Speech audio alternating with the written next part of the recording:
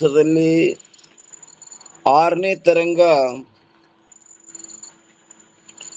ತರಂಗದಲ್ಲಿ ನಿನ್ನಿನ ದಿವಸ ನಾವು ಎಲ್ಲಿ ನೋಡ್ಕೊಂಡ್ ಬಂದೇವಪ್ಪ ಅಂತ ಕೇಳಿದ್ರೆ 307ನೇ ಅಂಕದಲ್ಲಿ ಶಿಷ್ಯನಾದಂಥವ ಗುರುಗಳಲ್ಲಿ ಪ್ರಶ್ನೆ ಮಾಡಿದ್ದ. ಸ್ವಪ್ನ ಪದಾರ್ಥಗಳು ಮಿಥ್ಯ ಅಲ್ಲ, ಆ ಜಾಗೃತಿನಲ್ಲಿ ನೋಡಿರುವ, ಕೇಳಿರುವ, ಮುಟ್ಟಿರುವ, ಮೋಷಿಸಿರುವ ಅದರದೇ ಸ್ವಪ್ನದಲ್ಲಿ ಸ್ಮೃತಿ ಆಗ್ತದೆ. ಜಾಗೃತಿನ ಪದಾರ್ಥಗಳದೇ ಸ್ಮೃತಿ ಆಗ್ತದ್ರಿ, ಅದು ಮಿಥ್ಯ ಅಲ್ಲ, ಆ ಸ್ವಪ್ನ ಪದಾರ್ಥ ಸತ್ಯ ಅದಾವ ಅಂತ ಗುರುಗಳನ್ನು ಕುರಿತು ಪ್ರಶ್ನೆ ಮಾಡಿದ. ಅದಕ್ಕೆ ಕೊನೆ ಅಕಡದಲ್ಲಿ ಏನ್ ಹೇಳಿದ್ರಪ್ಪ ಅಂತ ಕೇಳಿದ್ರೆ, ಸ್ವಪ್ನದಲ್ಲಿಯ ಆನೆ ಮೊದಲಾದಗಳ ಜ್ಞಾನವು ಕೇವಲ ಸಂಸ್ಕಾರಜನ್ಯವಲ್ಲ, ಮತ್ತೇನೆಂದರೆ ನಿದ್ರಾರೂಪ ದೋಷ ಜನ್ಯವಿರುತ್ತದೆ. ಅದು ಕೇವಲ ಸಂಸ್ಕಾರ ಜನ್ಯ ಅಲ್ಲಪ್ಪ, ಅದು ನಿದ್ರಾದೋಷ, ಆ ನಿದ್ರಾರೂಪ ದೋಷಜನ್ಯವಿರುತ್ತದೆ. ಮತ್ತು ಸ್ವಪ್ನದಲ್ಲಿ ಆನೆ ಮೊದಲಾದಗಳು ಇರುವಂತೆ ಕಲ್ಪಿತ ಇಂದ್ರಿಯಗಳು ಕೂಡ ಇರುತ್ತವೆ. ಆದ್ದರಿಂದ ಆ ಜ್ಞಾನವು ಇಂದ್ರಿಯ ಜನ್ಯವಿರುತ್ತದೆ. ಅದಕ್ಕೆ ದೇಪಿಗಾರ ಬರ್ತಾನವ ಏನಂತಾನ, ಸ್ವಪ್ನದ ಪದಾರ್ಥಗಳು ಸಾಕ್ಷಿ ಭಾಷೆ ಇರುತ್ತವೆ. ಆ ಸ್ವಪ್ನ ಪದಾರ್ಥಗಳು ಹೆಂಗವಪ್ಪ ಅಂದ್ರೆ ಸಾಕ್ಷಿ ಭಾಷೆ ಅದಾವ. ನೀವು ಬಿಟ್ಕೊಟ್ಟು ಇಂದ್ರಿಯ ಜನ್ಯ ಅಂದ್ರ ಪ್ರಮಾತ ಭಾಷೆ ಹೇಳ್ದಂಗ ಆಯ್ತಲ್ರಿ. ಅಂತ ಇಂದ್ರಿಯ ಜನ್ಯ ಜ್ಞಾನಕ್ಕೆ ವಿಷಯಗಳಿಲ್ಲವಲ್ಲ. ಅದಕ್ಕೆ ತಥಾಪಿ ಹೇಳ್ತಾರ, ವಿವೇಕಿಗಳ ದೃಷ್ಟಿಯಿಂದ ಸ್ವಪ್ನದ ಜ್ಞಾನವು ಇಂದ್ರಿಯ ಜನ್ಯವೆಂದು ಹೇಳಿರುತ್ತದೆ. ಈ ರೀತಿಯಿಂದ ಸ್ವಪ್ನದ ಜ್ಞಾನವು ಜಾಗೃತಿನ ಪದಾರ್ಥಗಳ ಸ್ಮೃತಿ ಅಲ್ಲ. ಮತ್ತು ನಿದ್ರೆಯಿಂದ ಎಚ್ಚತ್ತ ಪುರುಷನು ಹೀಗೆ ಹೇಳುತ್ತಾನೆ. ಏನ್ ಹೇಳ್ತಾನ, ನಾನು ಸ್ವಪ್ನದಲ್ಲಿ ಆನೆ ಮೊದಲಾದವುಗಳನ್ನು ನೋಡುತ್ತಿದ್ದೆನು. ನಾ ಸ್ವಪ್ನದಲ್ಲಿ ಆನೆ ಸ್ಮೃತಿ ಮಾಡ್ಲಾಗತ್ತಿದ ಅಂತ ಹೇಳಂಗಿಲ್ಲ ಅವ. ಏನಂತ ಹೇಳ್ತಾನ, ನಾನು ಸ್ವಪ್ನದಲ್ಲಿ ಆನೆ ಮೊದಲಾದವುಗಳನ್ನು ನೋಡುತ್ತಿದ್ದೆನು ಎಂದು. ಒಂದು ವೇಳೆ ಸ್ವಪ್ನದಲ್ಲಿ ಆನೆ ಮೊದಲಾದವುಗಳ ಸ್ಮೃತಿ ಆಗುತ್ತಿದ್ದರೆ ಎಚ್ಚತ್ತ ನಂತರ ಹೀಗೆ ಹೇಳಬೇಕಾಗಿತ್ತು. ಏನಂತ, ನಾನು ಸ್ವಪ್ನದಲ್ಲಿ ಆನೆ ಮೊದಲಾದವುಗಳ ಸ್ಮರಣೆಯನ್ನು ಮಾಡುತ್ತಿದ್ದೆನು ಅಂತ ಹೇಳ್ಬೇಕಾಗಿತ್ತು. ಹಿಂಗೆ ಹೇಳಂಗಿಲ್ಲವ. ಏನ್ ಹೇಳ್ತಾನ, ನಾ ಆನೆ ನೋಡ್ದ, ಸ್ವಪ್ನದಲ್ಲಿ ಆನೆ ನೋಡ್ದ ಅಂತ ಹೇಳ್ತಾನವ. ಆದರೆ ಹೀಗೆ ಯಾರೂ ಹೇಳುವುದಿಲ್ಲ. ಏನಂತ, ನಾ ಆನೆ ಸ್ಮರಣೆ ಮಾಡ್ತಿದ್ದ ಅಂತ ಹಿಂಗೆ ಯಾರೂ ಹೇಳಂಗಿಲ್ಲ. ಆದ್ದರಿಂದ ಸ್ವಪ್ನದಲ್ಲಿಯ ಪದಾರ್ಥಗಳು ಜಾಗೃತಿನ ಪದಾರ್ಥಗಳ ಸ್ಮೃತಿ ಅಲ್ಲ. ನೀನು ಆ ಕೇಳಿರುವ, ನೋಡಿರುವ, ಮುಟ್ಟಿರುವ ಅದರದೇ ಸ್ಮೃತಿ ಆಗ್ತದೆ ಅಂತೆಲ್ಲ, ಸ್ಮೃತಿ ಅಲ್ಲಪ್ಪ. ಸ್ಮೃತಿ ಜ್ಞಾನದ ವಿಷಯ ಯಾವಾಗಲೂ ಸಮ್ಮುಖಿರಂಗಿಲ್ಲದು. ಅದು ಕೇವಲ ಸ್ಮೃತಿ ಜ್ಞಾನ. ಇಲ್ಲಿ ಸಮ್ಮುಖ ಇದು ಆನೆ ಅಂತ ವ್ಯವಹಾರ ಮಾಡ್ಲಿಗತ್ತಾನ ಸ್ವಪ್ನದಲ್ಲಿ. ಓಂ ನಮ ಶಿವಾರಿ. ಎಲ್ಲರಿಗೂ ಕೇಳಿಸ್ತದಿಲ್ರಿ? ಕೇಳಿಸ್ತದ್ರಿ ಪರಿ, ಕೇಳಿಸ್ತದ್ರಿ. ಅರ್ಥ ಆಗ್ಲಿಗತ್ತದಿಲ್ಲ? ರೀ. ಸ್ವಪ್ನದಲ್ಲಿ ನಾ ಆನೆ ಸ್ಮರಣೆ ಮಾಡ್ಲಾಗತ್ತಿದ ಅನ್ನಂಗಿಲ್ಲವ. ನೋಡ್ಲಕತ್ತಿದ ತಾನ್ರಿಪ್ಪ. ಆನೆ ನೋಡ್ಲಿಗತ್ತೀನಿ ಅಂತನವ. ಸ್ಮೃತಿ ಜ್ಞಾನದ ವಿಷಯ ಸಮ್ಮುಖಿರಂಗಿಲ್ಲ ಯಾವಾಗಲೂ. ಕೇವಲ ಅದು ಜ್ಞಾನ. ಇಲ್ಲಿ ಸಮ್ಮುಖ ಆನೆ ನೋಡ್ಲಿಗತ್ತನವ ಸ್ವಪ್ನದಲ್ಲಿ. ಜಾಗೃತಿನಲ್ಲಿ ನೋಡಲ್ಪಟ್ಟ, ಕೇಳಲ್ಪಟ್ಟ ಯಾವ ಪದಾರ್ಥಗಳಿರುವವೋ ಅವುಗಳದ್ದೇ ಸ್ವಪ್ನದಲ್ಲಿ ಜ್ಞಾನವಾಗುತ್ತದೆ ಎಂಬ ನೇಮವಿರುವುದಿಲ್ಲ. ಅದರದೇ ಜ್ಞಾನ ಆಗ್ತದ, ಹಿಂಗೆ ನೇಮಿಲ್ಲ. ಜಾಗೃತಿನನ್ನ ಪದಾರ್ಥಗಳದೇ ಅದರದೇ ಜ್ಞಾನದ ಹಿಂಗೆ ನೇಮಿಲ್ಲ. ನೋಡ್ರಿ, ಜಾಗೃತಿನಲ್ಲಿ ನೋಡಲ್ಪಟ್ಟ ಕೇಳಲ್ಪಟ್ಟ ಯಾವ ಪದಾರ್ಥಗಳಿರುವವೋ ಅವುಗಳದ್ದೇ ಸ್ವಪ್ನದಲ್ಲಿ ಜ್ಞಾನವಾಗುತ್ತದೆ ಎಂಬ ನಿಯಮವಿರುವುದಿಲ್ಲ. ಮತ್ತೇನೆಂದರೆ ಜಾಗೃತದಲ್ಲಿ ಅಜ್ಞಾತವಿರುವ, ಅಜ್ಞಾತ ಅಂದ್ರೆ ಎಂದೂ ನೋಡ್ಲಾರದು, ಅಜ್ಞಾತವಿರುವ ಪದಾರ್ಥಗಳ ಜ್ಞಾನವಾದರೂ ಕೂಡ ಸ್ವಪ್ನದಲ್ಲಿ ಆಗುತ್ತದೆ. ಎಂದು ನೋಡ್ಲಾರದ ಪದಾರ್ಥದ ಸಹಿತ ಜ್ಞಾನ ಆಗ್ತದೆ ಸ್ವಪ್ನದಲ್ಲಿ. ಯಾವ ಕಳೆದು ಹೋದ ತನ್ನ ಜೀವಮಾನದಲ್ಲಿ ಎಂದೂ ನೋಡದೆ ಕೇಳದೆ ಇರುವ ವಿಲಕ್ಷಣವಾಗಿರುವಂಥ ಪದಾರ್ಥಗಳು ಅಕಸ್ಮಾತ್ತಾಗಿ ಸ್ವಪ್ನದಲ್ಲಿ ಪ್ರತೀತಿಯಾಗುತ್ತವೆ. ಎಂದೂ ನೋಡಿಲ್ಲ, ಎಂದೂ ಕೇಳಿಲ್ಲ ಅಂಥ ಪದಾರ್ಥದ ಸ್ವಪ್ನದಲ್ಲಿ ಜ್ಞಾನ ಆಗ್ತದೆ. ಆದ್ದರಿಂದ ಅವುಗಳ ಜ್ಞಾನವು ಸ್ಮೃತಿ ಅಲ್ಲ, ಅವುಗಳ ಜ್ಞಾನ ಸ್ಮೃತಿ ಅಲ್ಲ. ಯಾಕೆ? ಎಂದೂ ಕೇಳಿಲ್ಲದು, ಎಂದೂ ನೋಡಿಲ್ಲ, ಅಂಥದ್ದು ಇಲ್ಲಿ ಸ್ವಪ್ನದಲ್ಲಿ ಏನಾಗ್ಲಿಕ್ಕತ್ತದ? ಜ್ಞಾನ ಆಗ್ಲಿಕ್ಕತ್ತದ. ಅದಕ್ಕೆ ಯದ್ಯಪ್ ಅಂತ ಇಲ್ಲಿ 4ನೇ ಅಕ್ಕಡದೊಳಗೆ ಈ ಜನ್ಮದ ಪದಾರ್ಥಗಳ ಜ್ಞಾನದ ಸಂಸ್ಕಾರಗಳೇ ಸ್ಮೃತಿಗೆ ಕಾರಣವಾಗಿರುತ್ತವೆ ಎಂಬ ನಿಯಮವಿರುವುದಿಲ್ಲ. ನೋಡವ ಏನಂತನ್ರಿ, ಇಲ್ರಿ ಈ ಜನ್ಮದ್ದಿಲ್ಲ, ಹಿಂದೆ ಅನೇಕ ಜನ್ಮಗಳದ ಅದು ಆಗ್ತದಂತ. ನಾವ ಈ ಜನ್ಮದಲ್ಲಿ ನೀವು ನೋಡ್ಲಿಕ್ ಬಿಡಲ್ರಿ, ಯಾಕೆ? ಹಿಂದೆಷ್ಟೋ ಜನ್ಮಗಳಾಗ್ಯಾವಲ್ಲ, ಆ ಜನ್ಮಗಳದೆಲ್ಲ ಬರ್ತದಂತ. ನಾವು ಈ ಜನ್ಮದ ಪದಾರ್ಥಗಳ ಜ್ಞಾನದ ಸಂಸ್ಕಾರಗಳೇ ಸ್ಮೃತಿಗೆ ಕಾರಣವಾಗಿರುತ್ತವೆ ಎಂಬ ನಿಯಮವಿರುವುದಿಲ್ಲ. ಮತ್ತೇನೆಂದರೆ ಬೇರೆ ಜನ್ಮಗಳಲ್ಲಿಯೂ ಜ್ಞಾನದ ಸಂಸ್ಕಾರಗಳಿಂದಲೂ ಆ ಸಂಸ್ಕಾರಗಳಿಂದಲೂ ಕೂಡ ಸ್ಮೃತಿ ಆಗುತ್ತದೆ.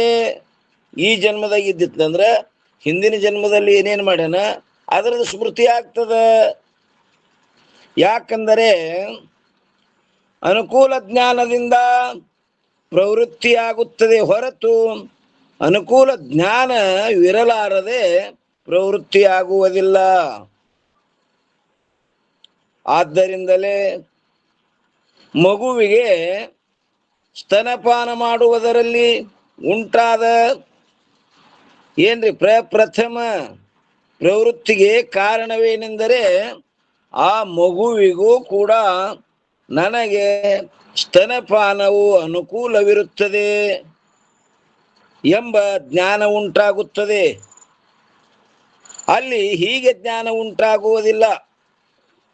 ಏನಂತ? ಕಳೆದ ಹೋದ ಅನಂತ ಜನ್ಮಗಳಲ್ಲಿ ಸ್ತನಪಾನ ಮಾಡುವಾಗ ಅನುಕೂಲತೆಯ ಅನುಭವವನ್ನು ಮಾಡಿರುತ್ತದೆ. ಯಾಕಂದ್ರೆ ಹಿಂದೆ ಎಷ್ಟೋ ಜನ್ಮಗಳಲ್ಲಿ ಆ ಸ್ತನಪಾನ ಅಂದ್ರೆ ಹಾಲು ಕುಡಿದು ಸಂಸ್ಕಾರದವನಿಗೆ, ಅದಕ್ಕೆ ಮತ್ತು ಹಾಲು ಕುಡಿದ್ರಲ್ಲಿ ಪ್ರವೃತ್ತಿ ಆಗ್ತಾನ ಎಂಬ ಜ್ಞಾನ ಉಂಟಾಗುತ್ತದೆ. ಹಾಲು ಕುಡಿದ್ರ ಬದುಕ್ತೀನಿ ಅನ್ನೋದು ಹಿಂದಿನ ಸಂಸ್ಕಾರ ತಗೊಂಡೇ ಬಂದದ ಅಂತಾರ್ರಿಪ್ಪ. ಹಿಂತು ಇದ್ರೆ ನೆನಪಿದ್ರೆ ಬಂದದು. ಅವಂತಾನ್ರಿ, ಪೂರ್ವ ಪಕ್ಷಿ ಮಾತದ್ರಿ ಅದು. ಹೌನ್ರಿಪ್ಪ. ಏನಂತನ್ರಿ, ಸ್ತನಪಾನ ಮಾಡುವುದರಲ್ಲಿ ಉಂಟಾದ ಪ್ರಥಮ ಪ್ರವೃತ್ತಿಗೆ ಕಾರಣವೇನೆಂದರೆ ಆ ಮಗುವಿಗೂ ಕೂಡ ನನಗೆ ಸ್ತನಪಾನವು ಅನುಕೂಲವಿರುತ್ತದೆ ಎಂಬ ಜ್ಞಾನ ಉಂಟಾಗುತ್ತದೆ.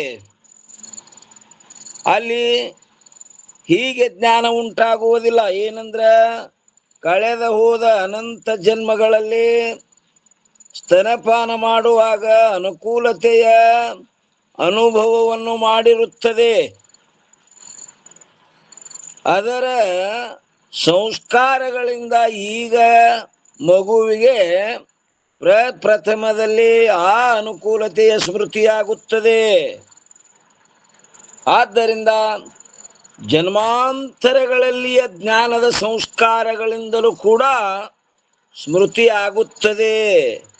ಈ ಜನ್ಮದಲ್ಲಿ ಇರ್ಲಿಕ್ಕೆ ಬಿಡಲಕ್ಕ, ಹಿಂದಿನ ಜನ್ಮಗಳಲ್ಲಿ ಮಾಡಿದ ಸಂಸ್ಕಾರ ಇಲ್ಲೇನಾಗ್ತದ?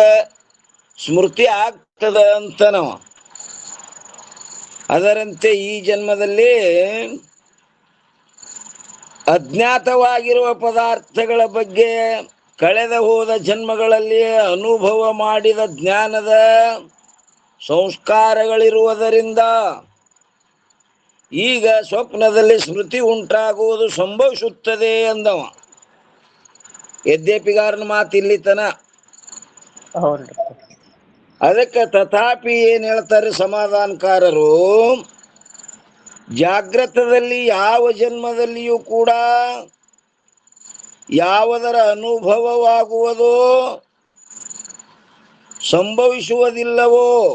ನೋಡ್ರಿ ಏನಂತಾರ, ಜಾಗ್ರತದಲ್ಲಿ ಯಾವ ಜನ್ಮದಲ್ಲಿಯೂ ಕೂಡ ಯಾವುದರ ಅನುಭವವಾಗುವುದು ಸಂಭವಿಸುವುದಿಲ್ಲವೋ ಅಂತ ಕೆಲವು ವಿಷಯಗಳು ಸ್ವಪ್ನದಲ್ಲಿ ತೋರುತ್ತವೆ. ಎಂದೆಂದು ಆಗಲಾರದು ಸಹಿತ ಸ್ವಪ್ನದಲ್ಲಿ ಪ್ರಕಟ ಆಗ್ತಾವ, ತೋರ್ತಾವ. ಈ ಜನ್ಮದಾಗ ಏನು ನೋಡಿಲ್ಲ ಕೇಳಿಲ್ಲ ಅದು ಆಗ್ತಿರ್ತದ್ರಿ ಅಪ್ಪರ ಒಂದೊಂದ್ಸಲ. ಈ ಜನ್ಮದಲ್ಲಿ ಬಿಡ್ರಿ, ಹಿಂದಿನ ಜನ್ಮದಲ್ಲಿನೂ ಮಾಡ್ಲಾರ್ದ ಆಗ್ತದ. ನೋಡ್ರಿ ಏನ್ ಹೇಳ್ತಾರ ನೋಡ್ರಿ, ಹೇಗೆಂದರೆ ಸ್ವಪ್ನದಲ್ಲಿ ತನ್ನ ಮಸ್ತಕವನ್ನೇ ಛೇದನ ಮಾಡಿದ್ದನ್ನು ತನ್ನ ನೇತ್ರಗಳಿಂದಲೇ ನೋಡುತ್ತಾನೆ. ತನ್ನ ಮಸ್ತಕ ತಾನೇ ಛೇದನ ಮಾಡಿ ತನ್ನ ನೇತ್ರಗಳಿಂದ ನೋಡ್ತಾನ್ರಿ ಅವ.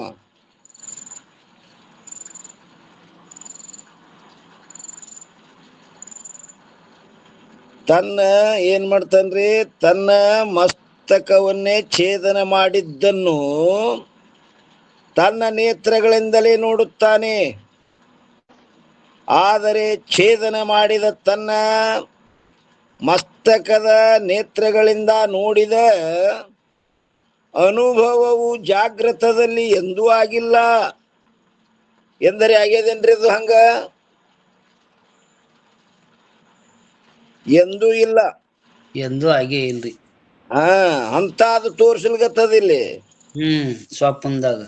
ಆದ್ದರಿಂದ ಸ್ವಪ್ನದಲ್ಲಿಯ ಪದಾರ್ಥಗಳು ಜಾಗೃತಿನ ಪದಾರ್ಥಗಳ ಜ್ಞಾನದ ಸಂಸ್ಕಾರಗಳಿಂದ ಉಂಟಾದ ಸ್ಮೃತಿ ಅಲ್ಲದು. ಅದು ಸ್ಮೃತಿ ಅಲ್ಲ. ಇನ್ನು 5ನೇ ಆಕಡದೊಳಗೆ ಹೇಳ್ತಾರೆ, ಜಾಗೃತದೊಳಗಿಂತ ಘಟನೆ ಎಂದೂ ನಡೆಯಲ್ಲಲ್ರಿ ಪರ. ಎಂದೂ ನಡಿಲಾರದು ನಡೆದದ ನೋಡ್ರಿ ಇಲ್ಲಿ. ಹ್ಞೂನ್ರಿ. ನೀ ಏನ್ ಕೇಳಿದ್ದು ಅದರದೇ ಸ್ಮೃತಿ ಆಗ್ತದಂತಿಲ್ಲ, ಎಂದೆಂದು ಯಾವ ಜನ್ಮದಲ್ಲಿ ಆಗ್ಲಾರ್ದ ಆಗಿಬಿಡ್ತದ. ಈ ರೀತಿಯಾಗಿ ಸ್ವಪ್ನವು ಸ್ಮೃತಿ ರೂಪ ಎಂಬುವುದನ್ನು ಖಂಡನ ಮಾಡುವುದಕ್ಕೋಸ್ಕರ ಗ್ರಂಥಕಾರರು ಅನೇಕ ಯುಕ್ತಿಗಳನ್ನು ಹೇಳಿರುತ್ತಾರೆ. ಯಾರು? ನಿಚ್ಚಲದಾಸರು ಅನೇಕ ಯುಕ್ತಿಗಳನ್ನು ಹೇಳಿರುತ್ತಾರೆ. ಆದರೆ ಸ್ವಪ್ನವನ್ನು ಸ್ಮೃತಿ ಎಂದು ಒಪ್ಪುವುದರಲ್ಲಿ ಮಾಡಿದ ಪೂರ್ವ ನಿಂದನೆಗಳು ಅತಿ ಪ್ರಬಲವಾಗಿರುತ್ತವೆ. ಯಾವ್ಯಾವ ಸ್ಮೃತಿ ಜ್ಞಾನಕ್ಕೆ ವಿಷಯವಾಗುವಂಥವುಗಳಿರುವವೋ ಅವು ಸಮ್ಮುಖವಾಗಿ ಪ್ರತೀತವಾಗುವುದಿಲ್ಲ. ಇದೇ ನೋಡ್ರಿ ನಿಂದನ. ಮುಖ್ಯವಾದ ನಿಂದನೇನು? ಆ ಸ್ಮೃತಿ ಜ್ಞಾನ ಸಮ್ಮುಖಿರಂಗೆ, ಆ ಸ್ಮೃತಿ ಜ್ಞಾನದ ವಿಷಯ. ಮಂಗೇಶ್ ಗುರುಗಳು ತಮ್ಮದು ಮ್ಯೂಟ್ ಮಾಡ್ರಿಪ್ಪ, ಜರ ಗದ್ಲ ಮಾಡ್ಲಗತೈತಿ. ಮಂಗೇಶ್ ಅವ್ರಿ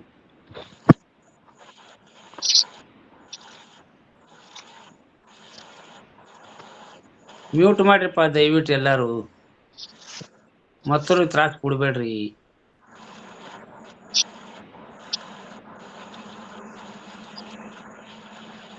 ಅವ್ರಿಗೆ ಮ್ಯೂಟ್ ಮಾಡಕ್ ಬರ್ತಾನೆ ಇಲ್ಲಿ ಯಾರ್ಕೊಂಡಿರ್ತ. ಮೇಘಾ ಅವರ ಮ್ಯೂಟ್ ಮಾಡ್ರಿ ಬರ. ನೋಡ್ರಿ ಏನಂತಾರಿ, ಪೂರ್ವ ನಿಂದನೆಗಳು ಅತಿ ಪ್ರಬಲವಾಗಿರುತ್ತವೆ. ಪೂರ್ವ ನಿಂದನೆ ಯಾವುದು? ಸ್ಮೃತಿ ಜ್ಞಾನದ ವಿಷಯ ಸಮ್ಮುಖಿರಂಗಿಲ್ಲ, ಇದೇ ನಿಂದನ. ಸ್ಮೃತಿ ಜ್ಞಾನದ ವಿಷಯ ಸಮ್ಮುಖಿಲ್ಲ, ಕೇವಲ ಅದು ಸ್ಮೃತಿ ಜ್ಞಾನ ಅಷ್ಟೇ. ವಿಷಯ ಪ್ರತ್ಯಕ್ಷ ಇಲ್ರಿ ಪರದು, ಸಮ್ಮುಖಿರಂಗಿಲ್ರಿ ಅದು.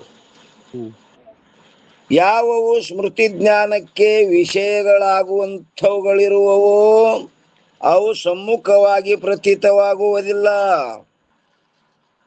ಆದರೆ ಸ್ವಪ್ನದಲ್ಲಿಯ ಆನೆ ಮೊದಲಾದಗಳು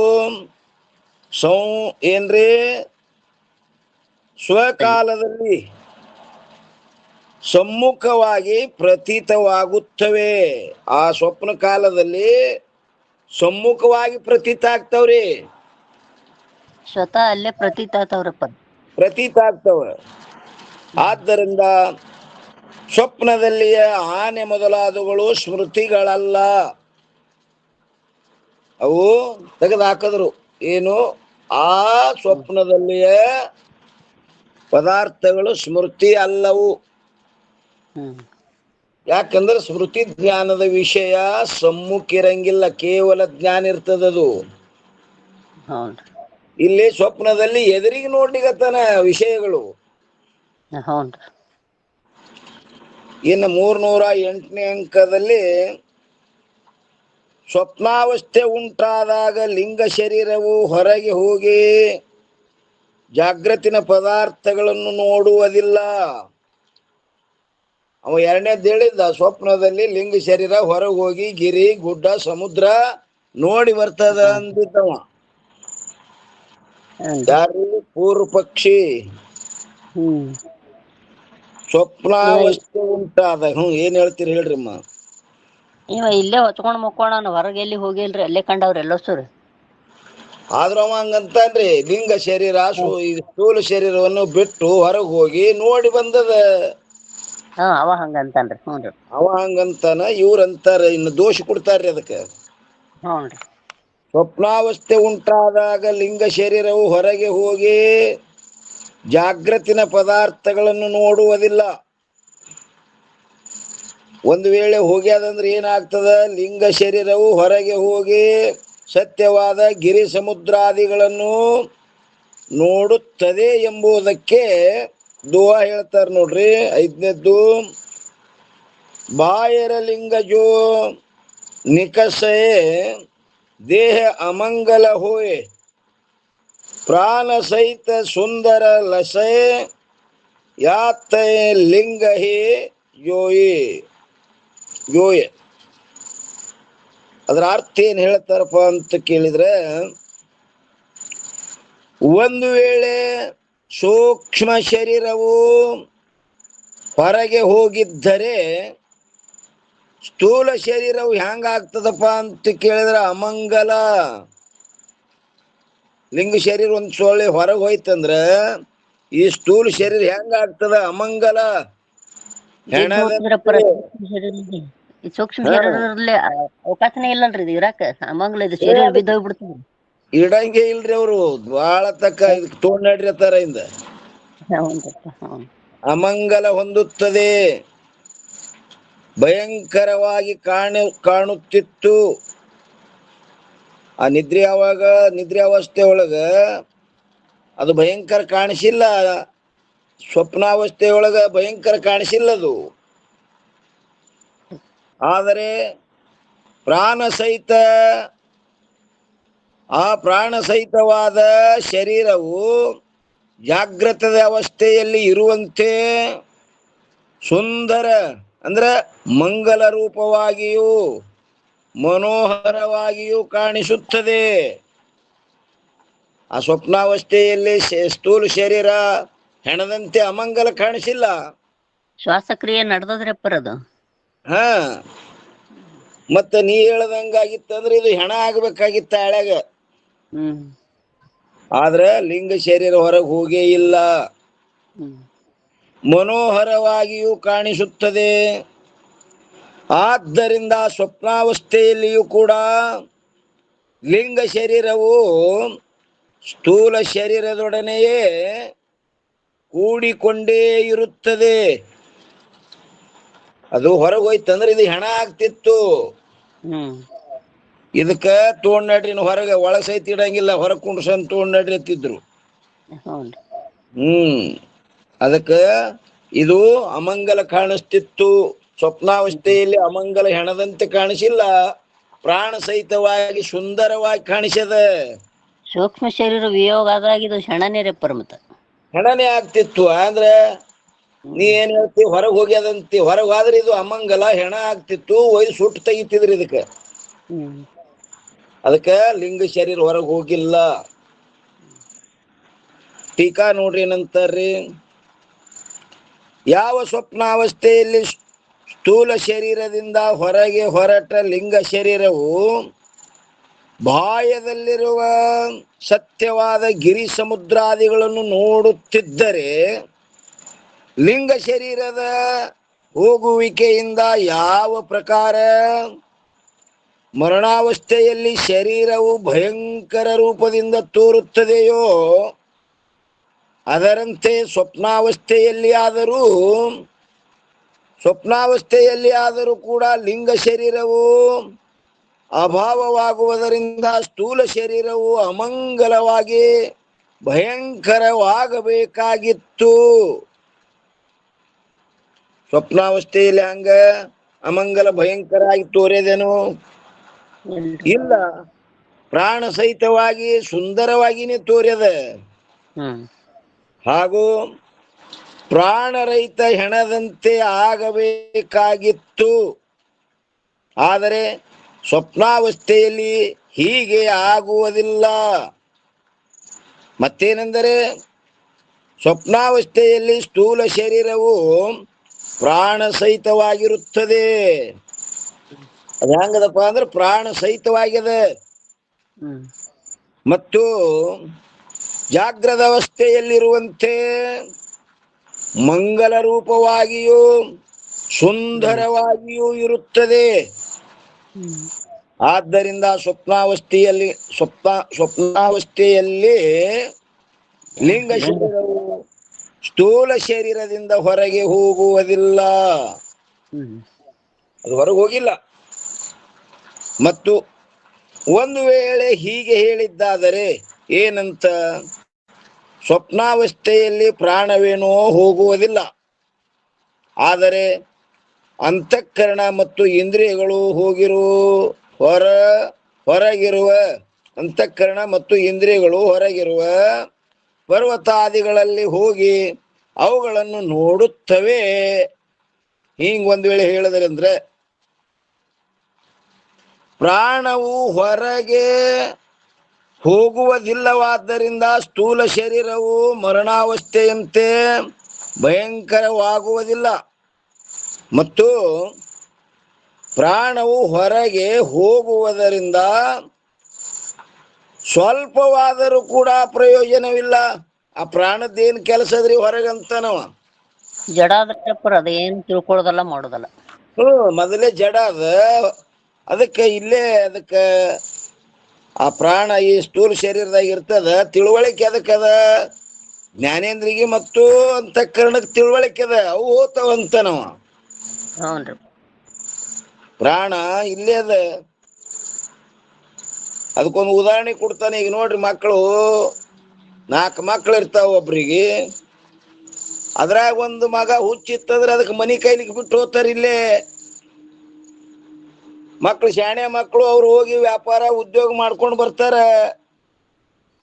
ಶಾಣೆ ಮಕ್ಳು ಯಾರಪ್ಪ ಅಂದ್ರೆ ಅಂತಃಕರಣ ಮತ್ತು ಜ್ಞಾನೇಂದ್ರಿಯ. ಪ್ರಾಣ ಇಲ್ಲೇ ಇರ್ಲಕ್ಕ ಇವು ಹೋತಾವಂತಲ್ರಿ ಅವ್ರಿ. ಪ್ರಾಣ ಇಲ್ಲಿ ಇರ್ತದದು, ಮನಿ ಕಾಯ್ಕೋತ್ ಇಲ್ಲೇ ಇರ್ತದದು. ಹಂಗ ಹುಚ್ಚು ಮಗ ಇರಂಗಿಲ್ಲ ಇಲ್ಲಿ, ಅದಕ್ಕೆ ಜ್ಞಾನ ಇರಂಗಿಲ್ಲ, ಸುಮ್ ಮನಿ ಕಾಯೋ ಅಂತಾರ. ಹಂಗ ಆ ಹುಚ್ಚು ಮಗನಿಗೆ ಮನಿ ಕಾಯ್ಲಿಕ್ಕೆ ಹಚ್ತಾರ. ಶಾಣೆ ಮಕ್ಕಳು ಹೊರಗೆ ಹೋಗಿ ವ್ಯಾಪಾರ ಉದ್ಯೋಗ ಮಾಡ್ಕೊಂಡು ಬರ್ತಾರ. ಅದಕ್ಕೆ ಹೇಳ್ತಾರೆ, ಸ್ವಲ್ಪ ಏನು ಹೊರಗೆ ಹೋಗುವುದರಿಂದ ಸ್ವಲ್ಪವಾದರೂ ಕೂಡ ಪ್ರಯೋಜನವಿಲ್ಲ ಎದರದ್ದು, ಪ್ರಾಣದ್ದು. ಯಾಕೆಂದರೆ ಪ್ರಾಣದಲ್ಲಿ ಜ್ಞಾನ ಶಕ್ತಿ ಇಲ್ಲ. ಪ್ರಾಣಕ್ಕ ಅದು ಜ್ಞಾನ ಶಕ್ತಿ ಇಲ್ಲ. ಅದಕ್ಕೆ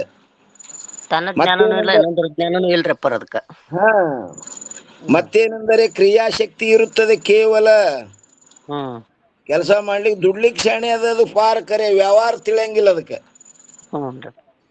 ಆದ್ದರಿಂದ ಬಾಹ್ಯದಲ್ಲಿರುವ ಪದಾರ್ಥಗಳನ್ನು ತಿಳಿದುಕೊಳ್ಳುವುದಕ್ಕೆ ಯಾವುಗಳಿಗೆ ಸಾಮರ್ಥ್ಯ ಸಾಮರ್ಥ್ಯವಿರುತ್ತದೆಯೋ, ಹ್ಮ್ ಸಾಮರ್ಥ್ಯ ಯಾವ್ದಕ್ಕದ? ಜ್ಞಾನೇಂದ್ರಿಗೆ ಮತ್ತು ಅಂತಃಕರಣಕ್ಕೆ ಸಾಮರ್ಥ್ಯ ಅದ. ಹ್ಞೂನ್ರಿ. ಅವು ಹೋಗುತ್ತವೆ. ಹ್ಮ್ ಆ ಜ್ಞಾನ ಶಕ್ತಿಯು ಅಂತಃಕರಣ ಮತ್ತು ಜ್ಞಾನೇಂದ್ರಿಯಗಳಲ್ಲಿ ಇರುತ್ತದೆ. ಹ್ಮ್ ಪ್ರಾಣದಂತೆ ಕರ್ಮೇಂದ್ರಿಯಗಳಲ್ಲಿಯೂ ಕೂಡ ಜ್ಞಾನ ಶಕ್ತಿ ಇರುವುದಿಲ್ಲ. ಇವು ಕೇವಲ ಕ್ರಿಯಾ ಮಾಡುವ ಮಾತ್ರ. ಪ್ರಾಣ ಮತ್ತು ಕರ್ಮೇಂದ್ರಿಯ ಇಲ್ಲೇ ಇರ್ತಾವ. ಅಂತಃಕರಣ ಮತ್ತು ಜ್ಞಾನೇಂದ್ರಿಯಗಳು ಹೋಗ್ತಾವ ಶಾಣೆ. ಅವು ಹ್ಮ್ ಜ್ಞಾನ ಶಕ್ತಿ ಅದವಕ್ಕ. ಹ್ಮ್ ಇವು ಕ್ರಿಯಾಶಕ್ತಿ ಅವ, ಇಲ್ಲೇ ದುಡ್ಕೋತಿರ್ತಾವ ಇವು ಅಂತಾನವ. ಹ್ಮ್ ಕ್ರಿಯಾಶಕ್ತಿ ಇರುತ್ತದೆ. ಆದ್ದರಿಂದ ಪ್ರಾಣ ಮತ್ತು ಕರ್ಮೇಂದ್ರಿಯಗಳು ಶರೀರದಲ್ಲಿಯೇ ಇರುತ್ತವೆ. ಹ್ಮ್ ಅಮಂಗಲ ಆಗಂಗಿಲ್ಲ. ಅವು ಈ ಶರೀರದೊಳಗೆ ಮನಿ ಕೈಕೋತಾರವ್ರು ಇಲ್ಲೇ. ಹ್ಮ್ ಆದ್ದರಿಂದ ಮರಣ ನಿಮಿತ್ತದಿಂದ ದೇಹಾದಿಗಳು ರಕ್ಷಣೆಯಾಗುತ್ತವೆ. ಹ್ಮ್ ಮತ್ತು ಯಾವ ಅಂತಃಕರಣ ಜ್ಞಾನೇಂದ್ರಿಯಗಳು ಹೊರಗೆ ಹೋಗುವುದಿಲ್ಲವೋ ಅವು ಸತ್ಯವಾದ ಪರ್ವತಾದಿಗಳನ್ನು ನೋಡಿ ಪುನಃ ಪ್ರಾಣ ಮತ್ತು ಕರ್ಮೇಂದ್ರಿಯಗಳ ಸಮೀಪ ಬರುತ್ತವೆ. ಹ್ಮ್ ಹೊರಗೆ ಹೋಗಿ ಜ್ಞಾನೇಂದ್ರಿಯ ಅಂತಃಕರಣ ಹೊರಗೆ ಹೋಗಿ ಏನೇನದ ಎಲ್ಲ ವ್ಯವಹಾರ ಮಾಡ್ಕೊಂಡು ನೋಡ್ಕೊಂಡು ಮತ್ತೆ ಎಲ್ಲಿ ಕರ್ಮೇಂದ್ರಿಯ ಮತ್ತು ಪ್ರಾಣದ ಸಮೀಪ ಬರ್ತಾವು. ಹ್ಞೂನ್ರಿ. ಆದರೆ ಹಾಗೆ ಹೇಳುವುದು ಕೂಡ ಸಂಭವಿಸುವುದಿಲ್ಲ. ಹ್ಮ್ ಅಂತಃಕರಣ ಮತ್ತು ಜ್ಞಾನೇಂದ್ರಿಯ ಹೋಗ್ತಾವ, ಪ್ರಾಣ ಮತ್ತು ಕರ್ಮೇಂದ್ರಿಯ ಇಲ್ಲೇ ಇರ್ತಾವ ಅಂತ ಏನ್ ಹೇಳ್ದಲ್ ನೀ, ಈ ಮಾತು ಸಂಭವಿಸಂಗಿಲ್ಲ. ಯಾಕಂದರೆ ಹೇಳ್ತಾರ ನೋಡ್ರಿ, ಒಂದೇ ಕಡ ಸ್ಥೂಲ ಸೂಕ್ಷ್ಮ ಸಮೂಹದಲ್ಲಿ ಸರ್ವಕ್ಕೂ ಪ್ರಾಣವೇ ಒಡೆಯನಾಗಿರುತ್ತದೆ. ಪ್ರಾಣ ಇದ್ರೆ ಎಲ್ಲ ನಡೀತಾವ್ರಪ್ಪರ. ಮತ್ತೆ ಇದೆಲ್ಲ ಹೋಗ್ಬೇಕಾದ್ರೆ ಯಾರು ಸಹಾಯ ತಗೊಂಡು ಅದು? ಹ್ಮ್ ಪ್ರಾಣಿ ಇಲ್ಲಂದ್ರ ಹ್ಮ್ ಈಗ ಮೋಟ್ರ್ ಗಾಲಿ ಒಳಗ ಹವಾನೇ ತುಂಬಿಲ್ಲ ಅಂದ್ರೆ ಹೋಗ್ತಾವ್ರಿ ಅವು? ಹೋಗಲ್ರಪ್ಪ. ಮಡ್ತ್ಕೊಂಡು ನಿಂದಿರ್ತಾವ ಇಲ್ಲೇ ಗಾಲಿಗಳು. ಹೌದು. 60-70 ಟನ್ ವಜನ್ ಹೊತ್ಕೊಂಡು ಹೋಗೋದು ಯಾವಾದ್ರಿ ಅದು? ಅದೇ ವಾಯುನೇರಪ್ಪರ. ಪ್ರಾಣ. ಹ್ಮ್ ಸ್ಥೂಲ ಸೂಕ್ಷ್ಮ ಸಮೂಹದಲ್ಲಿ ಸರ್ವಕ್ಕೂ ಪ್ರಾಣವೇ ಒಡೆಯನಾಗಿರುತ್ತದೆ. ಹ್ಮ್ ಪ್ರಾಣವಿಲ್ಲದ ಶರೀರವನ್ನು ನೋಡಿದರೆ ಕ್ಷಣ ಮಾತ್ರವೂ ಕೂಡ ಇರಲು ಬಿಡುವುದಿಲ್ಲ. ಪ್ರಾಣ ಹೋಯ್ತು ಶಿವನೇ ಅಲ್ರಿ. ಮತ್ತೆ ಅದಕ್ಕೆ ತೋಡ್ನಡ್ರಿತಾರ ಅವರು, ಬಳತನ ಇಡಂಗಿಲ್ಲ. ಅದನ್ನು ಹೊರಗೆ ತೆಗೆದುಕೊಂಡು ಹೋಗಿ ಸುಟ್ಟು ಬಿಡುವರು. ಮತ್ತು ಅದನ್ನು ಸ್ಪರ್ಶ ಮಾಡಿದ್ದರಿಂದ ಸ್ನಾನ ಮಾಡುವರು. ಹ್ಮ್ ಆ ಹೆಣ ಮುಟ್ಟುದ್ರಂದ್ರೆ ಏನ್ ಮಾಡ್ತಾರಪ್ಪ, ಹೆಣ ಮುಟ್ಟಿದೆವು ಬಟ್ಟಿ ತೊಳ್ಕೊಳ್ಳೋನು ಜಳಕ ಮಾಡೋನು ಅಂತ ಸ್ನಾನ ಮಾಡ್ತಾರ. ಹ್ಮ್ ಆದ್ದರಿಂದ ಸ್ಥೂಲ ಶರೀರದಲ್ಲಿ ಪ್ರಾಣವು ಹೇಗೆ ಮುಖ್ಯ ಭಾಗವಾಗಿರುವುದು, ಹ್ಮ್ ಅದರಂತೆ ಸೂಕ್ಷ್ಮ ಶರೀರದಲ್ಲಿ ಆದರೂ ಪ್ರಾಣವು ಪ್ರಧಾನವಾಗಿರುತ್ತದೆ. ಹ್ಮ್ ಸ್ಥೂಲ ಶರೀರದಲ್ಲಿ ಹ್ಯಾಂಗ ಪ್ರಾಣ ಮುಖ್ಯದನೋ ಹಂಗ ಸೂಕ್ಷ್ಮ ಶರೀರದಲ್ಲಿ ಪ್ರಾಣ ಪ್ರಧಾನದ ರೀ. ಹೌನ್ರಪ್ಪ. ಇವೆಲ್ಲ ತಗೊಂಡು ಹೋಗ್ಬೇಕಾದ್ರೆ ವಾಹನದದು. ಹೂನ್ರಿ. ಒಮ್ಮೆ ಏನಾಗಿತ್ತಪ್ಪ ಅಂತ ಕೇಳಿದ್ರ, ಪ್ರಾಣ ಇಂದ್ರಿಯಾದಿಗಳು ಇಲ್ಲೊಂದು ಟಿಪ್ಪಣಿ ಕೊಟ್ಟಾರ ನೋಡ್ರಿ, 345. ಹ್ಮ್ ಇಲ್ಲಿ ಪ್ರಾಣ ಮತ್ತು ಇಂದ್ರಿಯಗಳೆಂದರೆ ಅವುಗಳ ಅಭಿಮಾನಿ ದೇವತೆಗಳೆಂದು ಗ್ರಹಣ ಮಾಡಬೇಕು. ಹ್ಮ್ ಅವುಗಳ ಅಭಿಮಾನಿ ದೇವತೆ. ಹ್ಮ್ ಯಾಕಂದ್ರೆ ಇವು ಗೋಳಕ್ ಅದಾವ್ರಿ, ಇವು ಗೋಳಕ್ ಜಡ ಅದಾವ. ಅವು ಅಭಿಮಾನ ಪಡೋ ಯಾವಪ್ಪ ಅಂದ್ರೆ ಇಂದ್ರಿಯಾದಿ ದೇವತೆಗಳು. ಹ್ಮ್ ಇಲ್ಲಿ ಪ್ರಾಣ ಮತ್ತು ಇಂದ್ರಿಯಗಳೆಂದರೆ ಅವುಗಳ ಅಭಿಮಾನಿ ದೇವತೆಗಳೆಂದು ಗ್ರಹಣ ಮಾಡಬೇಕು. ಹ್ಮ್ ಎಲ್ಲಿ ಬಂದಿತ್ತು? ಇಲ್ಲಿ ಬಂದೊಂದ್ ನೋಡ್ರಪ್ಪರ, ಒಮ್ಮೆ ಪ್ರಾಣ ಇಂದ್ರಿಯಾದಿಗಳು ಅಂದ್ರೆ ಅವುಗಳ ಅಭಿಮಾನಿ ದೇವತೆಗಳು ಪರಸ್ಪರರಲ್ಲಿ ಶ್ರೇಷ್ಠತೆಯ ಬಗ್ಗೆ ವಿವಾದ ನಡೀತಾರೆ. ನೀವ್ ಹೇಳ್ತಾರಲ್ಲ ಈಗ ಜಗಳ. ಹಾ ಅದಕ್ಕೆ ಹೇಳ್ತಾರೆ, ಒಮ್ಮೆ ಪ್ರಾಣ ಇಂದ್ರಿಯಾದಿಗಳು ಅಂದರೆ ಅವುಗಳ ಅಭಿಮಾನಿ ದೇವತೆಗಳು ಪರಸ್ಪರರಲ್ಲಿ ಅಂದ್ರೆ ತಮ್ಮ ತಮ್ಮಲ್ಲಿ ಶ್ರೇಷ್ಠತೆಯ ಬಗ್ಗೆ ವಿವಾದ ಮಾಡಿ. ವಿವಾದ ಅಂದ್ರೆ ಏನ್ರಿಮ್ಮ? ಜಗಳ ಬಂತ್ರಪ್ಪರ, ನಾ ಹೆಚ್ಚು ನೀ ಹೆಚ್ಚು ಅಂತ. ಹಾ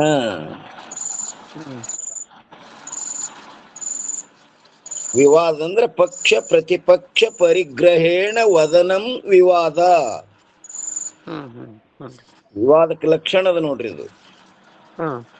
ಪಕ್ಷ ಪ್ರತಿಪಕ್ಷ ಪರಿಗ್ರಹೇಣ ವದನಂ ವಿವಾದ. ಏನಂತ್ರಿ? ಪ್ರಾಣ ಇಂದ್ರಿಯಾದಿಗಳು ಅಂದರೆ ಅವುಗಳ ಅಭಿಮಾನಿ ದೇವತೆಗಳು ಪರಸ್ಪರರಲ್ಲಿ ಶ್ರೇಷ್ಠತೆಯ ಬಗ್ಗೆ ವಿವಾದ ಮಾಡಿ ಪ್ರಜಾಪತಿಯ ಬಳಿಗೆ ಹೋಗಿ ಕೇಳಿದರು. ಪ್ರಜಾಪತಿ ಯಾರ್ರಿ? ಪ್ರಜಾಪತಿ ಸೃಷ್ಟಿಕರ್ತ ಬ್ರಹ್ಮ್ರಿ. ಬ್ರಹ್ಮ. ಬ್ರಹ್ಮ, ಅವನಿಗೆ ಬ್ರಹ್ಮ ಅಂತಾರ್ರಿ. ಬ್ರಹ್ಮ ಬ್ಯಾರೆ, ಬ್ರಹ್ಮ ಬ್ಯಾರೆ. ಹೌನ್ರಪ್ಪ. ಇವ ಚತುರ್ಮುಖ ಬ್ರಹ್ಮ ರೀ, ಸೃಷ್ಟಿಕರ್ತ ಬ್ರಹ್ಮ ಅಂದ್ರ ಬ್ರಹ್ಮ.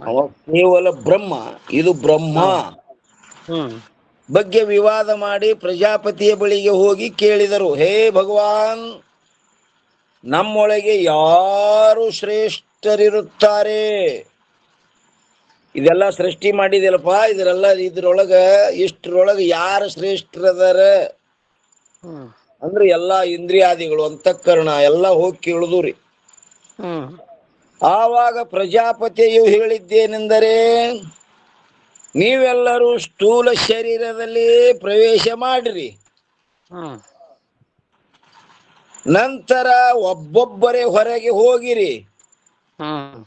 ಯಾರು ಹೊರಗೆ ಹೋಗುವುದರಿಂದ ಸ್ಥೂಲ ಶರೀರವು ಏನ್ರಿ ಆಗುದು?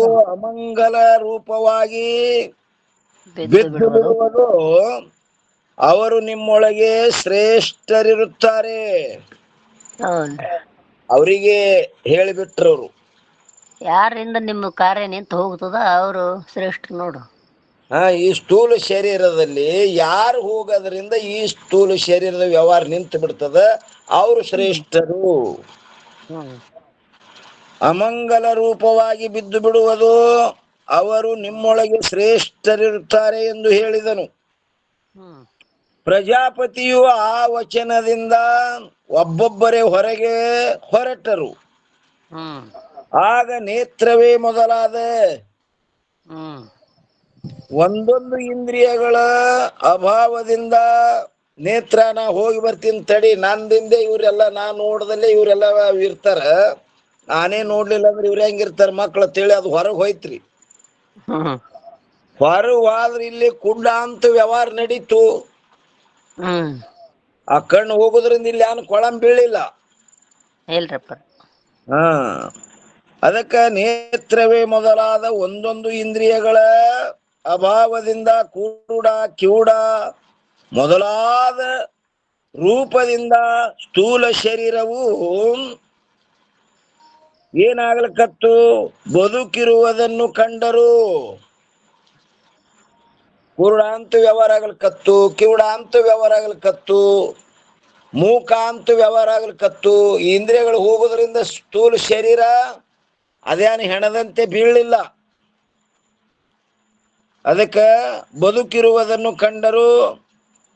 ಮತ್ತು ಯಾವಾಗ ಪ್ರಾಣವು ಹೊರಗೆ ಹೊರಡಲು ಉದ್ಯುಕ್ತವಾಯಿತು, ಎಲ್ಲರ ಪಾಳಿ ಆದ ಬಳಿಕ ಪ್ರಾಣದ ಪಾಳಿ ಬತ್ತು. ನಾವು ಹೋದ್ರಿಂದ ಈ ಸ್ಥೂಲ ಶರೀರದ ಏನು ಅಷ್ಟೇನು ಕೊಳಂ ಬೀಳಿಲ್ಲ, ಅದ್ರ ವ್ಯವಹಾರ ನಡೀತು, ನೀ ಪ್ರಾಣ ನೀಟ್ ಹೋಗಿ ನೋಡೋಣ ಅಂತ ಒಂದು ಪಾಳಿ ಬತ್ತು ಪ್ರಾಣದ್ದು. ಅವಾಗ ಏನಾಯ್ತ್ರಿ? ಪ್ರಾರಂಭವಾಯಿತು. ಆಗ ಸರ್ವರು ಇಲ್ಲಿಗೋಯ್ತು. ಯಾವಾಗ ಪ್ರಾಣವು ಹೊರಗೆ ಹೊರಡಲು ಉದ್ಯುಕ್ತವಾಯಿತು, ಆವಾಗಲೇ ಶರೀರವು ಕೆಳಗೆ ಬೀಳಲು ಪ್ರಾರಂಭವಾಯಿತು. ಪ್ರಾಣ ನಾವೊಂದು ಸ್ವಲ್ಪ ಹೋಗಿ ಬರ್ತೀನಿ ತಡಿ ಅಂತೇಳಿ ಸ್ವಲ್ಪ ಹಿಂಗೇನು ಹೋಗ್ಲಿಕತ್ತು, ಇವ ಕೈಯ ಕಾಲ ಎಲ್ಲ ಒಗ್ಲಿಕತ್ತರಿ, ಇದು ಇಲ್ಲೇ ಲಕೋ ಹೊಡೆದವ್ರಂಗೆ ಬೀಳಕತ್ತು. ಆಗ ಸರ್ವರು ನಮಗೆಲ್ಲರಿಗೂ ಪ್ರಾಣನೇ ಒಡೆಯನಾಗಿರುತ್ತಾನೆಂದು ನಿಶ್ಚಯ ಮಾಡಿದರು. ಅವಾಗ ಯಪ್ಪ ನೀ ಹೋಗ್ಬೇಡು, ನೀವು ಹಾದಿ ಅಂದ್ರೆ ನಮಗೆ ಉಳುಗಾಲಿಲ್ಲ ಅಂತ ಹೇಳಿ ಎಲ್ಲರೂ ಅವನಿಗೆ ಪ್ರಾರ್ಥನೆ ಮಾಡಿದರು.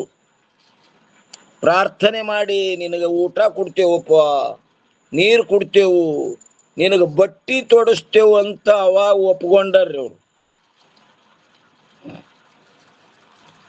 ಈ ಊಟಕ್ಕೆ ಕುತ್ತಾಕ ಕೈಯಾಗ ನೀರ್ ತೊಗೊಂಡು ಹಿಂಗ್ ಸುತ್ತ ಹಾಕ್ತಾರ ನೋಡ್ರಿ. ಯಾಕೆ ಹಾಕ್ತಾರಮ್ಮ? ಯಾಕೆ ಹಾಕ್ತಾರಪ್ಪ? ಅದೇ ಊಟಕ್ಕೆ ಕೂತ ಪ್ರತಿಯೊಬ್ರು ಅಲ್ಲಿ ಮಂತ್ರ ಅಂದು ಹಿಂಗ್ ಕೈಯಾಗ ನೀರ್ ತಗೊಂಡು ಹಿಂಗ್ ಸುತ್ತ ಹಾಕ್ತಾರ, ಅಗಲಿನ ಸುತ್ತ. ಹೌದ್ರಿ. ಅದೇ ಯಾಕೆ ಹಾಕ್ತಾರತ್ತರಿ? ನೀವೇ ಹೇಳ್ಬೇಕ್ರಿ. ಯಾಕೆ ಹಾಕ್ತಾರಂದ್ರೆ ಅದು ನಿನಗ ಬಟ್ಟಿ ಉಡಿಸ್ತೇವಪ್ಪ ಅಂತ ಬಟ್ಟಿ ಉಡ್ಸ್ಯಾರತ್ರಿ ಪ್ರಾಣಕ್ಕ. ಅನ್ನ ನೀರು ಯಾರಿಗ್ ಕೊಟ್ಟಾರ್ರಿ? ಪ್ರಾಣಕ್ಕಲ್ರಿಪ್ಪ. ಪ್ರಾಣಕ್ಕೆ. ನಿನಗ ಊಟ ಕೊಡ್ತೇವು, ನೀರ್ ಕೊಡ್ತೇವು, ಬಟ್ಟಿ ತೊಡಸ್ತೇವಪ್ಪ ನಿನಗ, ನೀ ರಾಜ, ನಮಗ ಒಡೆಯ, ನೀನು ಸೇವಾ ಮಾಡ್ತೇವಂತ ಒಪ್ಕೊಂಡವ್ ಎಲ್ಲ ಇಂದ್ರಿಯಾದಿಗಳು. ಪ್ರಾಣಕ್ ಸಮರ್ಪಣ ಭಾವ್ರಿಪ್ಪ. ಆಗ ಸರ್ವರು ನಮಗೆಲ್ಲರಿಗೂ ಪ್ರಾಣನೇ ಒಡೆಯನಾಗಿರುತ್ತಾನೆಂದು ನಿಶ್ಚಯ ಮಾಡಿದರು. ಈ ಕಾರಣದಿಂದ ಎಷ್ಟು ಕಾಲದವರೆಗೆ ಶರೀರದಲ್ಲಿ ಪ್ರಾಣವಿರುತ್ತದೆಯೋ ಅಷ್ಟು ಕಾಲದವರೆಗೆ ಶರೀರವು ಬದುಕಿರುತ್ತದೆ. ಶರೀರದಿಂದ ಪ್ರಾಣವು ಹೊರಡುತ್ತಲೇ ಎಲ್ಲ ಇಂದ್ರಿಯಗಳು ಹೊರಡುತ್ತವೆ. ಆದ್ದರಿಂದ ಈ ಸೂಕ್ಷ್ಮ ಸಮೂಹಕ್ಕೆ ರಾಜನಂತೆ ಪ್ರಾಣವೇ ಪ್ರಧಾನವಿರುತ್ತದೆ. ಈ ರಾಜನಾದ ಪ್ರಾಣವು ಹೋಗಲಾರದೆ ಅಂತಃಕರಣ ಹಾಗೂ ಜ್ಞಾನೇಂದ್ರಿಯಗಳು ಹೊರಗೆ ಹೋಗುವುದೇ ಇಲ್ಲ. ಹೋಗ್ಬೇಕಾದ್ರೆ ಈ ಪ್ರಾಣದ ಸಾಯಿ ತೊಂಡೆ ಹೋಗ್ತಾವು. ಪ್ರಾಣ ಹೋಗ್ಲಾರ್ದೆ ಅವಕ್ಕೆ ಹೋಗ್ಲಿಕ್ಕೆ ಬರುದಿಲ್ಲ. ಸ್ಥೂಲ ಸೂಕ್ಷ್ಮ ಎರಡು ಪ್ರಾಣದ ಆಧಾರ ಮೇಲೆ ಅದಾವ್ರಪ್ಪ. ಪ್ರಾಣದ ಆಧಾರ ಮೇಲೆ ಅದಾವು. ನೀ ಏನ್ ಹೇಳಿದಿ ಪೂರ್ವ ಪಕ್ಷಿ? ಆ ಪ್ರಾಣ ಮತ್ತು ಕರ್ಮೇಂದ್ರಿ ಇಲ್ಲೇ ಇರ್ತಾವ, ಜ್ಞಾನೇಂದ್ರಿ ಅಂತಃಕರಣ ಹೋಗಿ ನೋಡ್ಕೊಂಡ್ ಬರ್ತಾವ ಅಂತ ಹೇಳ್ತಿಯಲ್ಲ. ಅವ್ ಹೋಗ್ಬೇಕಾದ್ರೆ ಸಾಯಿ ಯಾರ್ದು? ಪ್ರಾಣ ಸಾಯಿ ತೊಗೊಂಡು ಹೋಗ್ತಾವ. ಪ್ರಾಣ ಇಲ್ಲೇ ಇದ್ರೆ ಅವಕ್ ಹೋಗ್ಲಿಕ್ ಬರಲ್ಲ. ಅದಕ್ಕೆ ಹೊರಗೆ ಸೂಕ್ಷ್ಮ ಶರೀರ ಹೊರಗೆ ಹೋಗಿಲ್ಲ. ಸೂಕ್ಷ್ಮ ಶರೀರ ಜೊತೆ ಅವು 5 ಪ್ರಾಣಗಳನ್ನು ತತ್ವ ಇದ್ದದ್ದೇ ಅಲ್ರಿಪ್ಪ. ಮತ್ ಸೂಕ್ಷ್ಮ ಶರೀರದಾಗೆ ಪ್ರಾಣ ಇರ್ತಾವಿಲ್ರಿ?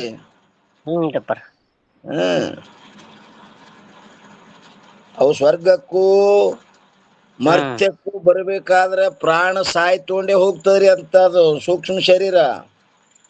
ಗಮನಾಗಮನ ಮಾಡ್ಬೇಕಾದ್ರೆ ಪ್ರಾಣ ಆಧಾರದಿಂದ ಆಧಾರದಿಂದ. ಎರಡನೇದ್ದು ಅಥವಾ ಅಂತಃಕರಣ ಮತ್ತು ಜ್ಞಾನೇಂದ್ರಿಯಗಳು ಭೂತಗಳ ಸತ್ವಗುಣದ ಕಾರ್ಯವಿರುತ್ತವೆ.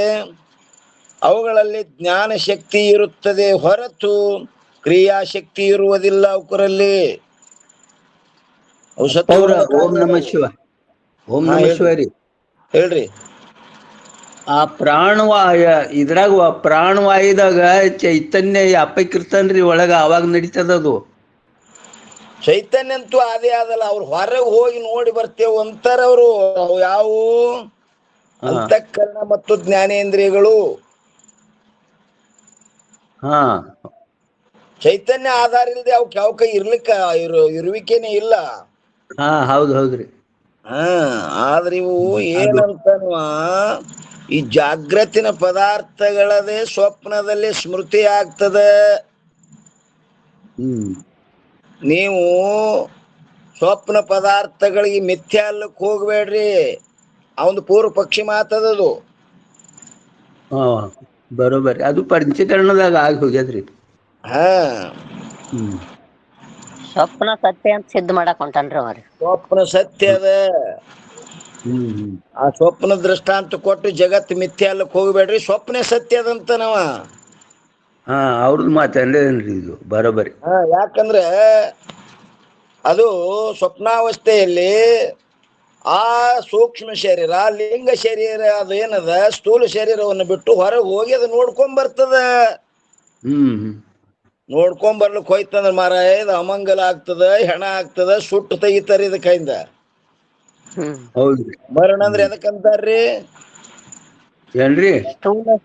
ಸ್ಥೂಲ ಸೂಕ್ಷ್ಮ ವಿಯೋಗ ಮರಣರಿ ಪರ. ಮರಣ ವಿಯೋಗ ಆಯ್ತಂದ್ರ ಮರಣದು. ಅದಕ್ಕೆ ಹೊರಗೆ ಹೋಗ್ಲಿಕ್ ಬರಂಗೇ ಇಲ್ಲ. ಪ್ರಾತಿಭಾಷಿಕನು ಸತ್ಯ ಅಂತ ಒಪ್ಕೊಂತಾನ್ರಿ ಅವ ಪೂರ್ವ ಪಕ್ಷ. ಕಟ್ಟೇರಿ ಅದು ಸತ್ಯ ಅಂತ ಒಪ್ರಿ. ಯಾಕಂದ್ರೆ ಅದು ಮಿಥ್ಯ ಇಲ್ಲ. ಯಾಕ ನೋಡಿದ್ದು, ಕೇಳಿದ್ದು, ಮುಟ್ಟಿದ್ದು, ಮೋಷಿಸುದ್ದೇ ಆ ಸ್ವಪ್ನದಲ್ಲಿ ಸ್ಮೃತಿ ಆಗ್ತದೆ. ಈಗ ನಿನ್ನ ನಾವು ಏನು ಓದಿದೆವು ಅದು ಮತ್ತೊಮ್ಮೆ ಅದು ಸ್ಮರಣ ಮಾಡಿದೆವು ಅಂದ್ರೆ ಅದು ಸತ್ಯ ಇರ್ತದಿಲ್ಲ. ಅದು ಅದೇ ಕಾಣ್ತದ, ಹಿಂದಿದ್ರೆ ಕಂಡದ. ಮತ್ತ ಅದೇ ಈಗ ನಿನ್ನಿಂದ ಓದುದು ಕೇಳುದು ಈಗ ಅದು ಸ್ಮರಣ ಮಾಡಿ ಹೇಳಗತ್ತಿದೆವು, ಅದು ಸತ್ಯದಿಲ್ಲ ನೋಡುದು. ಅಂತನ್ರಿ. ಅವಂದು ಸತ್ಯ ತೋರಿಸ್ತನ್ರಿ ಅವ.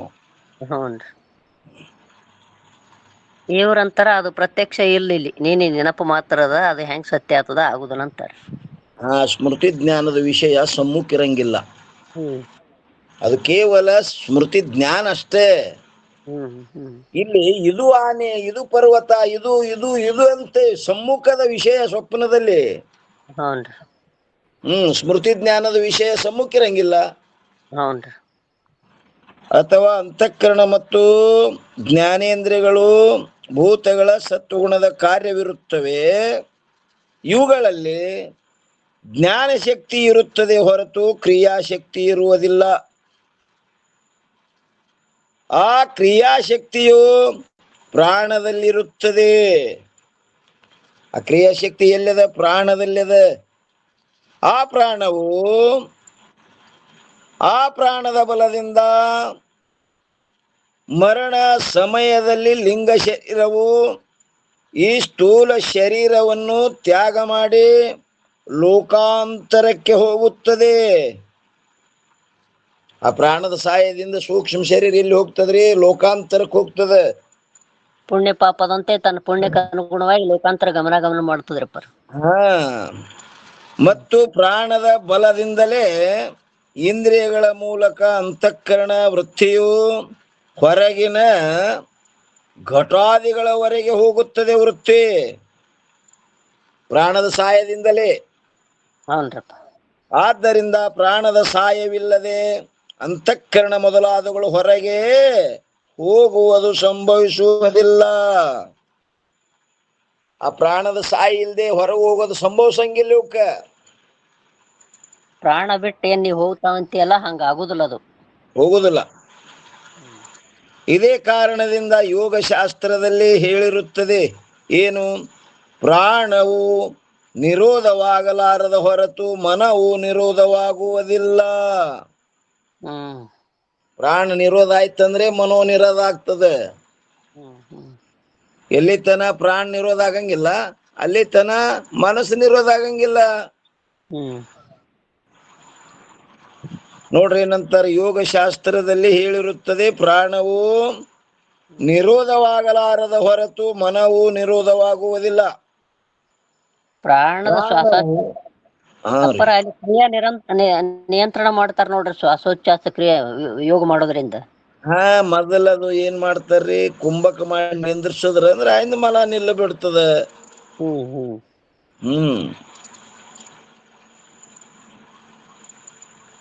ಪ್ರಾಣವು ಅನ್ನೋದ್ರ ಮ್ಯಾಗ ಇಲ್ಲಿ 346 ಟಿಪ್ಪಣಿ ಕೊಟ್ಟಾರ ನೋಡ್ರಿ. ಹೇ ಸೌಮ್ಯ ಪ್ರಿಯ ದರ್ಶನ, ಪಂಜರದೊಳಗಿರುವ ಪಕ್ಷಿಯಂತೆ ಪಂಜರ ಸಾದೃಶ್ಯವಾಗಿರುವ ಪ್ರಾಣದಲ್ಲಿ ಮನರೂಪ ಪಕ್ಷಿಯು ಬಂಧನಕ್ಕೊಳಗಾಗಿರುತ್ತದೆ ಎಂದು ಹೇಳುವ ಈ ಶ್ರುತಿಯಿಂದ ಮನವು ಪ್ರಾಣದ ಆಧೀನವಿರುತ್ತದೆ ಎಂಬುದು ಸ್ಪಷ್ಟವಾಗಿ ತಿಳಿದು ಬರುತ್ತದೆ. ಮನಸ್ಸು ಎದರ ಆಧೀನದ್ರಿ? ಅಪ್ಪರ ಪ್ರಾಣದ ಅಧೀನದ್ರಿ. ಪ್ರಾಣದ ಆಧೀನದ.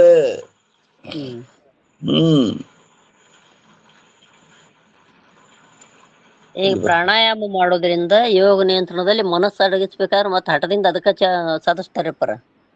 ಪ್ರಾಣ ಎಲ್ಲಿ ತರ ಪ್ರಾಣ ನಿಂದ್ರಂಗಿಲ್ಲ ಅಲ್ಲಿ ತನ ಮನ ನಿಂದ್ರಂಗಿಲ್ಲ.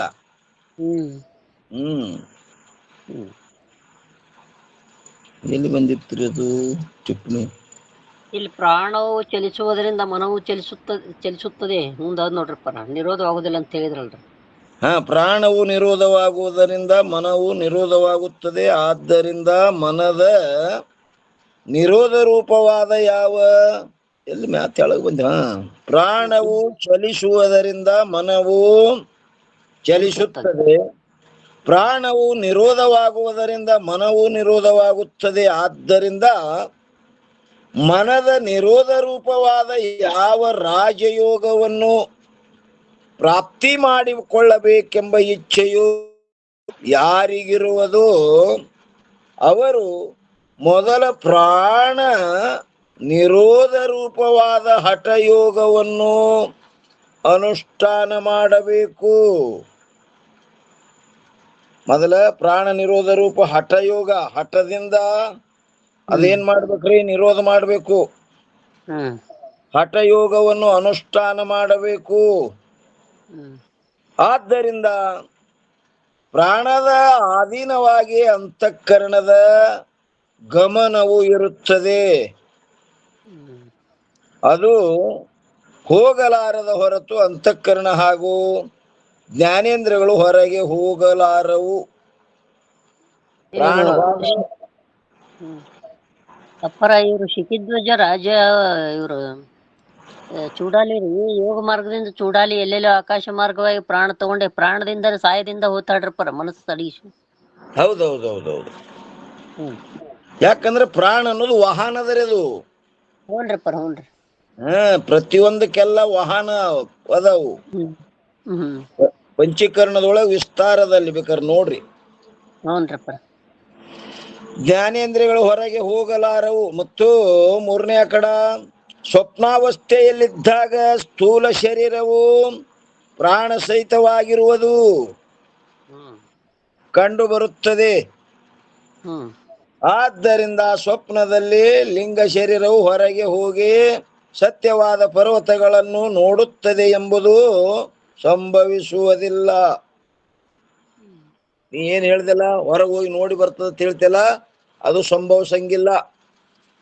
ಪ್ರಾಣ ಬಿಟ್ಟು ಇಂದ್ರಿಯಗಳಿಗೆ ಹೋಗ್ಲಾಕ ಅವಕಾಶನೇ ಇಲ್ಲ, ಆಗುದೇ ಇಲ್ಲ. ಹೋಗ್ಲಿಕ್ ಬರುದೇ ಇಲ್ಲ ಅವಕ್ಕ.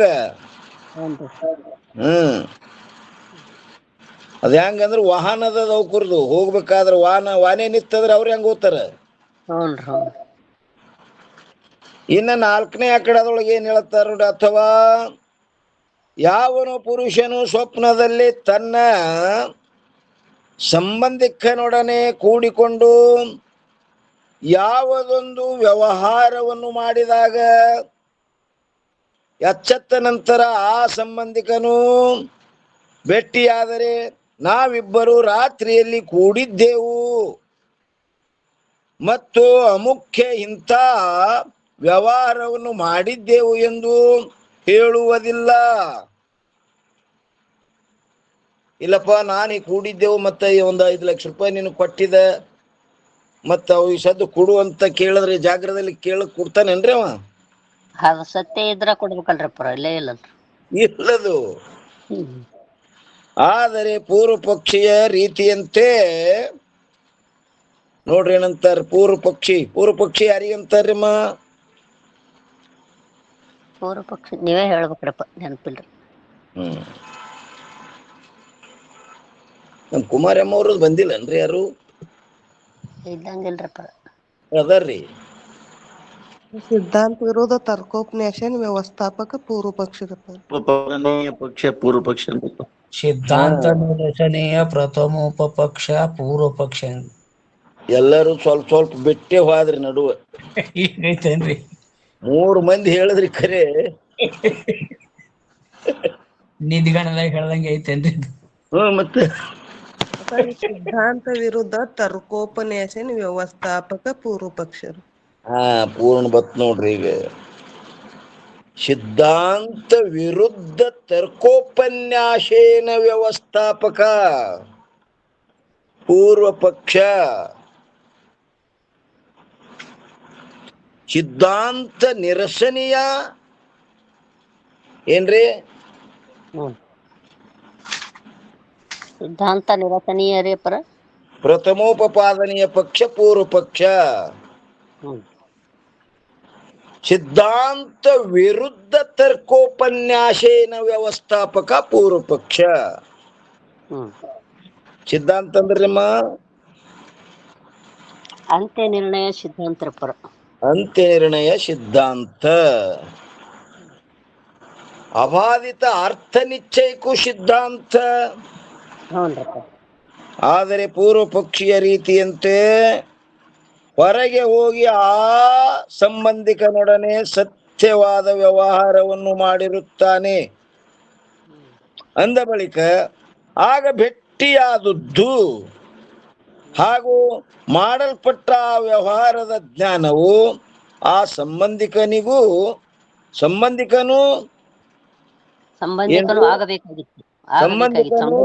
ಆಗಬೇಕಾಗಿತ್ತು.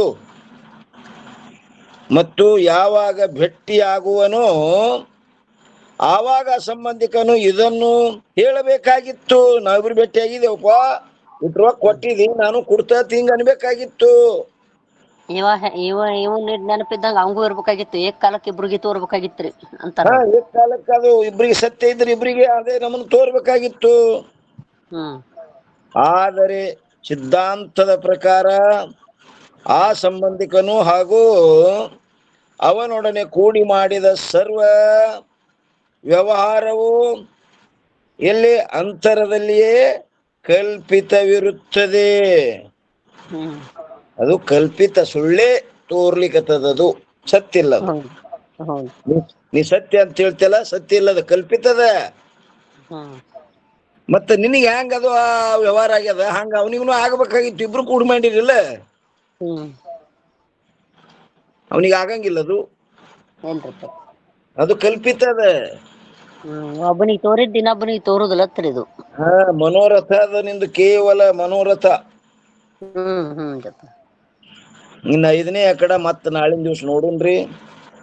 ಇಲ್ಲೇ ಪರ್ಯಂತರ ಸದ್ಗುರುಗಳ ಕೃಪಾಶೀರ್ವಾದದಿಂದ ನಡೆದು ಬಂದ ವಿಷಯ ಈ ವಾಗ್ರೂಪ ಸೇವೆಯನ್ನು ಗುರುಪಾದದಲ್ಲಿ ಅರ್ಪಿಸಿ ಇವತ್ತಿನ ವಿಷಯಕ್ಕೆ ಮಂಗಲ ಹೇಳುಂಟು. ಸದ್ಗುರುನಾಥ ಮಹಾರಾಜ್ ಕಿ ಜೈ.